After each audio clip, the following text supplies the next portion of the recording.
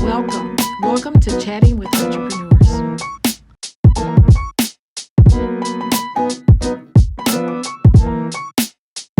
Welcome to Chatting with Entrepreneur Podcast. My name is Carla Holland, and today we are talking with Jennifer Sedia, who is the owner of Infinity Training and Wellness. So Jennifer, thank you so much for your time to talk with us today. Thank you. I love this. I love talking. Not only are you the owner of fitness, you're the example of fitness. Girl, you got it going on. Sure. Tell me a little bit how you got your body like this. Everybody's probably there going, I want to be like her, forget her business. So since I was a little girl, I was interested always in fitness. I loved it. I was just worked out. I tried to do some type of workouts, didn't know what I was doing, but I still tried. As I grew up, I researched on my own a lot of fitness routines, workouts, and then as I kept growing up, I got more knowledgeable. When I moved to Texas in 2001, I think, I started working out at a gym that there was some competitors there. Oh. So I started inquiring about competing and what is that intake, and so I did my first contest in 2004. Where was it? It was actually here in Lubbock. Oh, okay. Yes. And then I found myself a coach, and she was able to guide me on how to climb the ladder up in the fitness industry, competitive wise. Awesome. And I reached the pro level, which is called IFBB, and I got to compete in Miss Olympia a couple of times. And that was a great experience. Right. Now, where was the Miss Olympia? In Las Vegas. Did you do any gambling while you were there? I didn't. You were too focused on getting ready for your competition. I was too focused, yes. Yeah. Well, what I hear you say is that naturally you have a desire for fitness, but you still have a little competitiveness. How has being competitive helped you in deciding to start a business? Actually, it's great because, and I never knew that I had a competitive edge. I always thought, no, I'm not competitive, but I would prep for these shows. But it's great because it's very challenging. And you have to have a self-motivation personality where you wake up in the mornings and you're like, today I'm going to conquer the world, even if things crumble down. And you got to start all over the next day. Whether you get something out of it or not, you have to continue to go forward. So that's that competitive and challenging part. Awesome. And so now that you were competing and you're a fitness person, why did you decide to open a business versus just be a trainer in a gym or something? Yeah, so for 16 years I was a health inspector. And health inspector? Health inspector for the state of Texas. Oh, wow. Yeah. Okay, that's a change. Yeah, that was the degree job. And then after work I would personal train clients. Well, I kept getting so busy with that part-time that I decided, well, maybe I need to open up a facility. So I opened up a small personal training studio, and that was open from 2017 to 2022 when I opened this gym. And the reason why, to answer your question, is because I thought, how can I impact more people? How can I help more people while doing my job? Excellent. And the answer was open up a gym where more people are coming in, the community's coming in, and I can impact them and help them and guide them. And they help me too. Well, I know because working at the Small Business Development Center, it's the same thing. We're helping small businesses. And so it's so rewarding to be able to give back. Like you say, to be impactful. Yes, I could do this on my own and maybe work with, a client here, a client there. But at the SBDC, we work with over 3,000 small businesses a year. So that impact makes me stick my chest out like I'm doing great. Yes. So when you got ready to open your business, how did you go about it? So I contacted the company, yes. SBDC. Yes, and I had the blessing to work with Laurent. Right. Yes. I forgot his first name, but I'll never forget his last name. And he was amazing. Like, he was amazing. I've recommended him so many times. Thank you. Yes, he walked with me hand in hand, and he expected me to do my part. Yes, he does. Because he was gonna guide me.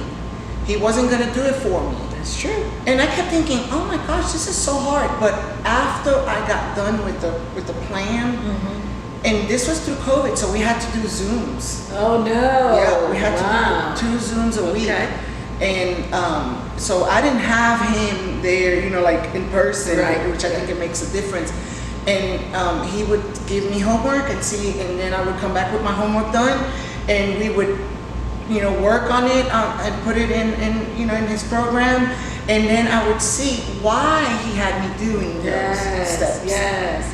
And when we got done with the program, I was like, this was the best thing that I did, invest that time, and it was tedious and it was hard, but I see why. And you know what? All he wanted was thank you. That's all. Ray is phenomenal. Yes, he is one of our great business advisors. You said it was one of the best things that you did. Can you share with me, what did you learn going through that exercise? Because a lot of people be like, oh, I could pay somebody to do my business plan, or why don't you write it? But you're really working on that entrepreneur muscle when you do it yourself. Absolutely. So what are some of the things you learned from that? Yeah, like I learned that, you know, you have to do your research on geographics. Yes. Are you gonna open a facility in the right location? I never even thought about that. You know, like that's just not my degrees in pre-med and microbiology. So who lives in that area? Who are you trying to impact? Who are you trying to draw to your business in that area? How many businesses in your same category are in that area? Competitors. Yes, exactly. I mean, there was so much input. How much money was I going to have to put out versus what was coming in? Is it worth it? So it was awakening. It was so awakening because, you know, and I went through this. I just thought, I'm going to open up a gym because that's my love, and I'm going to impact all of these people. Well, you know, all this money that you're going to put into it, is it going to come back for you to be able to pay it back or you know, or live off of it? Exactly. You can't do things because of the love of them only. That's just the icing on the cake that I get to do that. But I agree. Because when you have a passion for something, you will put in that work. So you need passion, but that's just one ingredient, as you're saying. So when you started your business, did you have projections of how many clients you would need, how many hours, decide, you know, I'm going to be open from this to this, you know, I'm open 24 hours. Was all of that in your plan? Like at first I didn't even think about any of that until Ray, you know, made me aware, and as he gave me homework, I was like, wow, all of this goes into, you know, and he wanted to know what I was projecting. Yes. You know, he wanted to know prices, even if I didn't have them like completely established, and we had to fix those prices. We had to adjust those prices. Who I wanted to attract to the gym, how many members, you know, what software, how much that was going to cost, you know, electric. And I'm thinking, how am I going to know what electricity is going to run? Well, you have to have an average. You have to know these things. You know, another thing that awoke it on me was my mission, my vision. Excellent. You know, because you have to have that main purpose. Yes. That main purpose.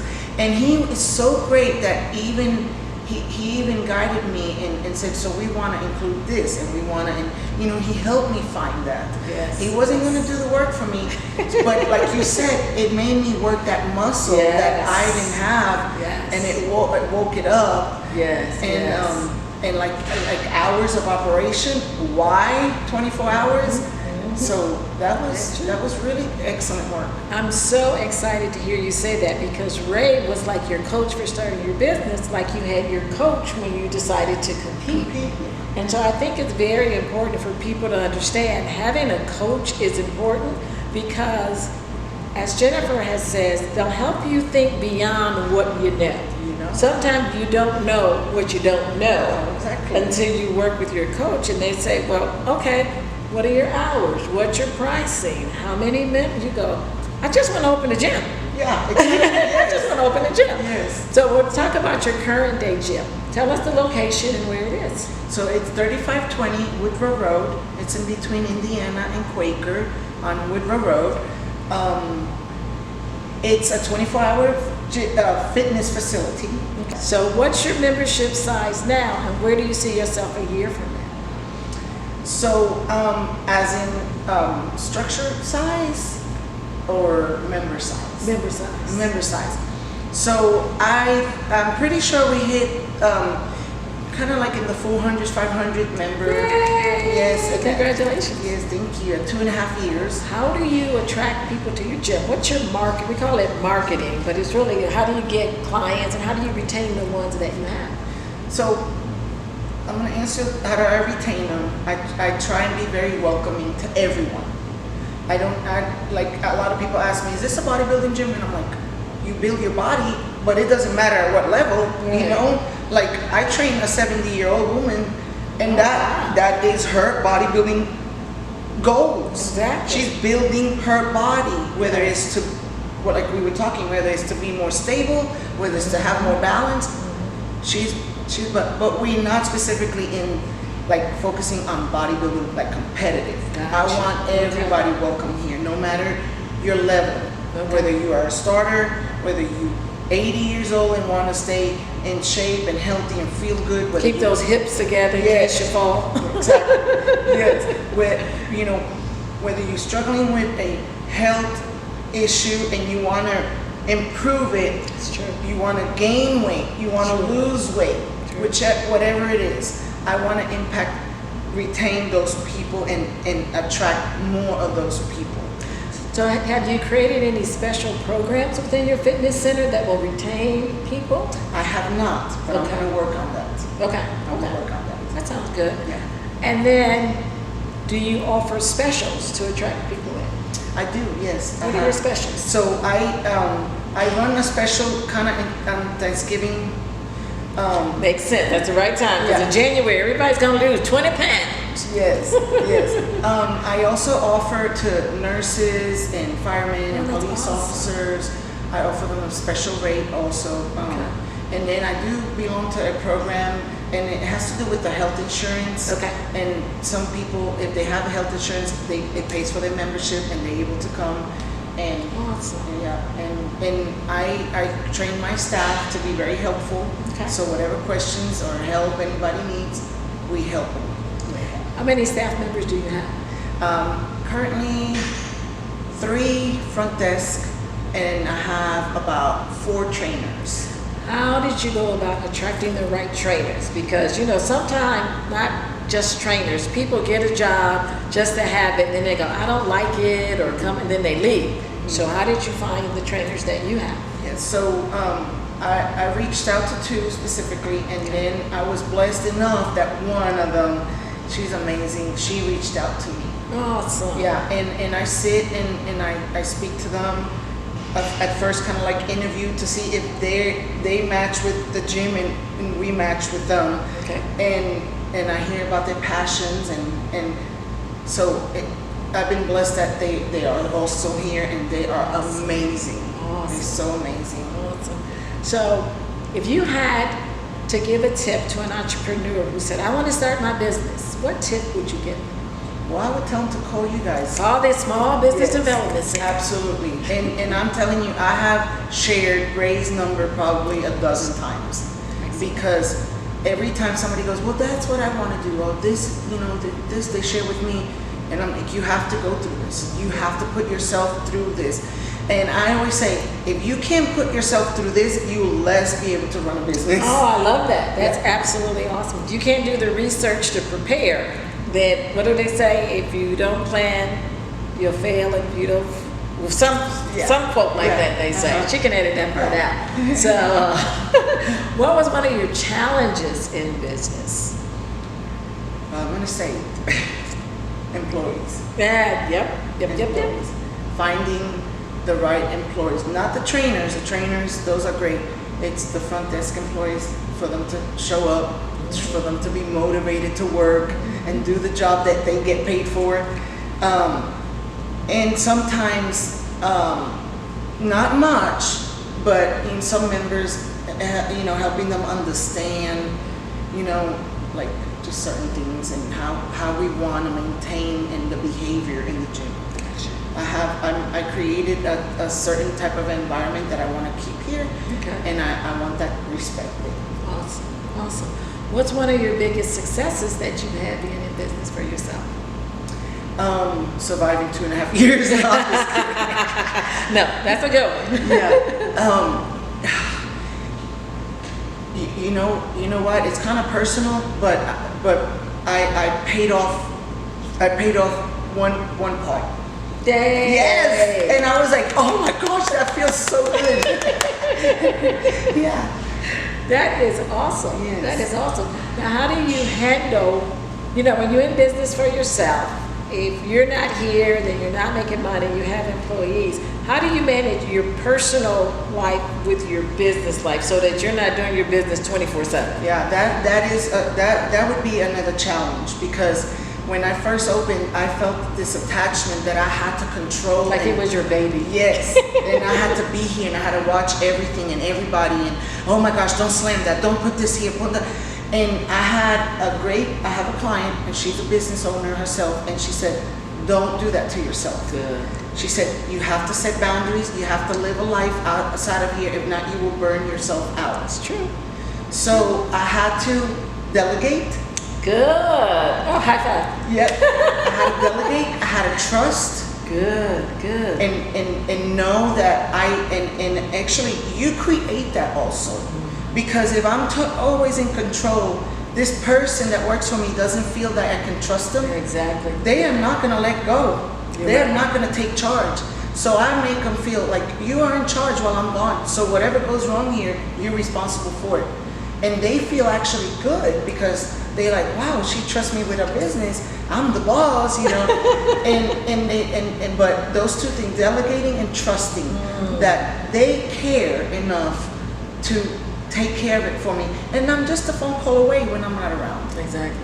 I love that, delegating and building trust.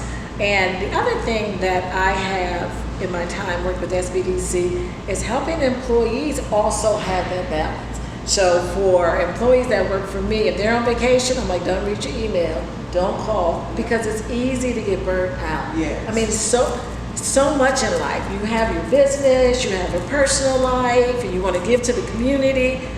There's only 24 hours in a day, and you don't want to spend 23 of them working and you don't do your self-care. So how do you do self-care? So my workout is sacred. Do you work out 7 days a week? 6. Okay. 6, yeah. 6 days a week. I don't work out Saturdays. Okay. And everybody, I think, knows that here. She's working out. Don't bother her. See, that's good. You get in that zone, right? Yes. And I started. There's a feature on our phone that I knew existed, but I didn't use it. Okay. It's called No Disturb. Oh yes. So I use that a lot now. And I have to let go here. So I let go. It doesn't matter if you're getting a pedicure, a massage, because I do all of those things for myself. I leave town. If you can't let it go here, That's true. if you can't let it go, you're never gonna apart from that That's responsibility. true. I agree. So you have to just let it go, relieve, think it's gonna be fine. And that's self-love. Set boundaries is self-love. Sit down. I agree. Yeah, I agree. Because you could be at the pedicure place and you could be at the massage place, but if you're not setting the boundaries to yourself of saying, I'm not thinking about this. Correct. I'm trusting that they got it. Exactly. Then you'll never be able to let go and relax. And one of the challenges humans have is we don't like to say no. Yes. We want to help everybody. I want to fit it in. You have a gazillion things to do, but if someone asks you to do something, you'll be like, okay, I'll do it. I can't remember where I picked this up from, but someone said no is a complete sentence. Yes. And it's okay to say no, because when you're saying no to something you can't do, you're saying yes to things you can do. Yeah. And so back to that boundary. So when your boundaries, know them. If someone says something or requests something, it's okay to say no. That doesn't mean I don't like you or you're not my friend or I can't. No. So that's an awesome thing. I actually told my client, because there was a client that asked me if I could train her at 6 p.m. Well, Okay. I get to the gym at 5:30 in the morning, Okay. and I stay till probably 6 p.m. But I said, I can't train you. I would be taking your money and not doing you a justice, because at that time of Excellent. my day, I can't even think. So I will not take your money. That's a good one. We can schedule at a different time. Did she schedule? She did schedule at a different time. That's awesome. Yes. Jennifer, I am enjoying this conversation so much. I really appreciate the tips that you've shared, your challenges and your successes. I love your gym. Thank you. So I walked through, and as you saw, I work out occasionally. I immediately went and did some I lifting saw you. because I think that's so important. So we really appreciate you. Tell our listeners again your location and hours and how they can come in. Do you give a free consultation or? Yeah, we do a free day pass. Like Okay. the first time they could come and try the gym out, and as long as they sign our release form. What is it? No liability? What is it? Liability release? Form. Yes. So we are at 3520 Woodrow Road, in between Indiana and Quaker. Our phone number is 806-863-2200. Employees are present here Monday through Friday, 6 a.m. On Thursday, we stay till 7 p.m. Okay. On Fridays, we're here at 6 a.m. till 3.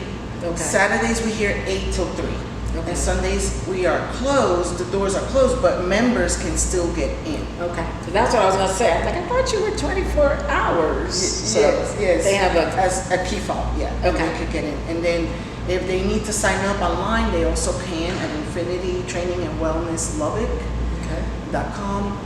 You still have to come in and get your key fob, so you can come and go whenever you can. But we are just here to welcome you and make you feel good and help you in any way we can.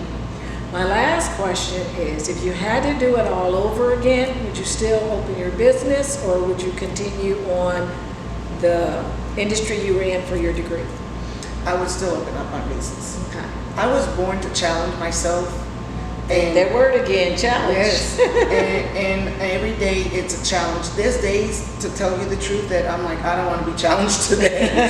But most of my days, I love it. I love people. I love talking to people. I love meeting people. So I've met amazing clients here. I've met great people. They've changed my life. They're part of my life also. And yes, I would do it all. I would do it all over again. I am so happy to hear that. It's nothing like making a choice and then being pleased with it. I think it's so funny when we ask people, like in high school or college, what do you want to do for a living? They don't know because there's so many opportunities. Mm-hmm. But you have to know yourself to say no to that opportunity and yes to this one. Mm-hmm. So thank you again. This concludes our Chatting with Entrepreneur podcast. Again, our guest today was Jennifer Sedia from Infinity Training and Wellness. Thank you.